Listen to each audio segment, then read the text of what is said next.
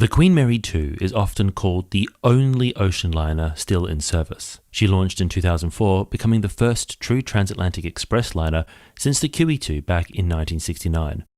Now, when I talk about the QM2 as an ocean liner, I'm constantly asked the question, what is the real difference between an ocean liner and a cruise ship? And it's a totally fair question. There's so much confusion out there, with these terms often being used interchangeably, even though we have a vast global fleet of cruise ships. This question gets even trickier when you consider that both the QM2 and the QE2 before her were dual-purpose liners. They were designed to do both jobs, act as a traditional ocean liner and a cruise ship. So let's clear things up. First of all, almost all of the ships you've seen offering voyages today are cruise ships. They're built for pleasure trips, mostly in coastal waters. Think a Miami to Miami round trip exploring the Bahamas, or even a world cruise, where the ship often sticks close to the coast when it can. They're designed for leisure, port calls, and fun in the sun. Ocean liners, on the other hand, are passenger ships specifically designed to regularly make a line voyage. This means sailing directly between point A and point B, usually across a vast open ocean. They're about getting there. So with that in mind, what are some of the key characteristics that can help you distinguish an ocean liner from a cruise ship? I'm Chris Frame, the maritime historian, and it's my pleasure to be your guide today. The bow design. On ocean liners, the bow, that area from the very front tip of the hull to the superstructure, is noticeably larger and more robust than that on a cruise ship. Ocean liner bows are specifically designed to protect the superstructure from the enormous waves encountered in the open ocean. This isn't just a precaution. Many liners have faced truly monstrous waves during their service. The QE2, for example, was famously hit by a 90-foot rogue wave during a transatlantic crossing in 1995. That wave actually cleared the bridge and took the forward whistle mast clean off. But the long, powerful bow protected the majority of the ship's superstructure from severe damage. Some designs, like the French lines Normandy and Cunard's Queen Mary 2, take this even further by including a breakwater to help deflect waves away from the superstructure. Hull strength.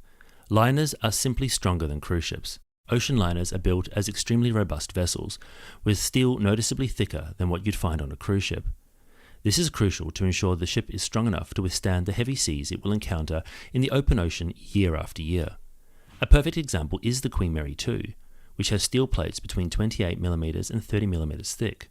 This is significantly greater than the typical 20 to 23mm thickness found aboard a standard cruise ship. Bridge placement. You'll often notice a difference in the placement of the bridge on ocean liners compared to cruise ships. Nearly all ocean liners from the 1800s onwards have their navigational bridge on or very close to the topmost deck. Why is this? To ensure a good view over the long bow and, crucially, to protect the navigational equipment and the bridge officers from severe weather. You can clearly see this design on modern ocean liners like the QE2 and the Queen Mary 2. In contrast, cruise ships often have several decks of passenger accommodation or forward-facing lounges above their bridge deck. This can be a very easy way to tell the difference in the two designs. High freeboard and boat deck. Ocean liners also feature a high freeboard and a high boat deck. Liners are consistently subjected to heavy seas, especially during rough winter crossings. Because of this, liners generally have a higher freeboard than cruise ships. Freeboard is the distance between the ship's exposed deck edge amidships and the waterline. You might also notice that the boat deck or promenade deck is usually positioned near the very top of the ocean liner superstructure. This helps protect the lifeboats from high seas. While this high boat placement is a common trait amongst ocean liner designs, there have been some noticeable exceptions.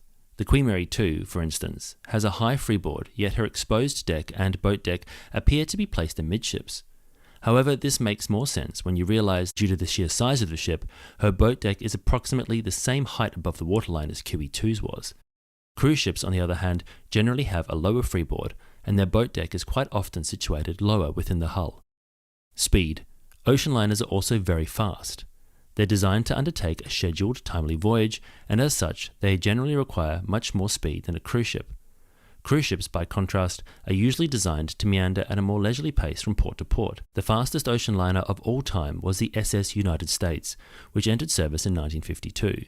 She still holds the record for the fastest westbound transatlantic crossing with an average speed of 34.51 knots. Today, the Queen Mary 2 is the fastest passenger ship in service by a comfortable margin. She can easily achieve over 30 knots if pushed. The QE2 was even faster with a maximum speed of 34 knots, but she regularly cruised at 32.5 knots during both cruise voyages and transatlantic crossings. This higher speed allowed QE2 to visit more ports and still maintain a tight cruising schedule. Speed isn't nearly as important for cruise ships. In fact, Cunard's current Queen Victoria and Queen Elizabeth both have speeds of around 23.7 knots, which is comparable to the Lucania and Campania, which were Cunard liners built all the way back in 1882. There are also some occasional cruise ship oddities with faster speeds than expected. P&O's 1995 built Oriana, for example, could hit 26.2 knots, allowing her to quickly transit the Bay of Biscay. This video was brought to you by me and my new book, The Evolution of the Passenger Ship. In The Evolution of the Passenger Ship, we bring years of research together to create a book that takes you on a journey from the dawn of passenger shipping right the way through to the modern cruise behemoths that we see today. And if you purchase a copy, you support us, which helps us keep the channel going. Thanks so much, and now back to the video. Since the advent of the jet, the need for full-time ocean liners has naturally diminished. As a result, some lines created dual-purpose liners. These are ships designed to undertake both functions. This category includes ships like the Rotterdam, the Oceanic, the QE2, and of course, the Queen Mary II. These ships are in every respect ocean liners, but they also had cruising elements incorporated into their design. This means that they can operate line voyages when the demand is high, but they can easily pivot to cruising, allowing them to remain profitable year-round, which is a crucial factor in the age of the jet.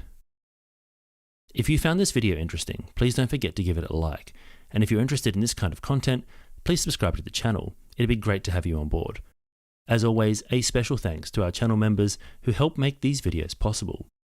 You can join the crew and see your name appear on future videos by following the link in the description below. For even more interesting maritime history content, don't forget to check out my Substack, full of exclusive maritime history articles. And until next time, I hope to see you on board.